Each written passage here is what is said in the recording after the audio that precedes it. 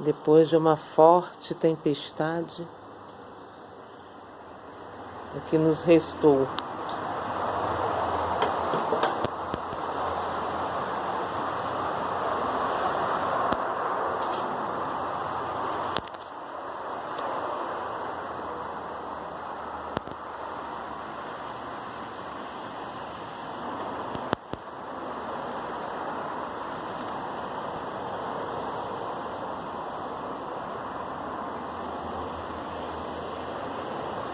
As duas madeiras dali saíram,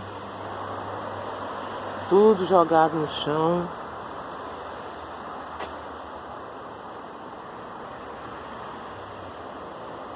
O que não caiu tá tudo quebrado. Refazer tudo de novo.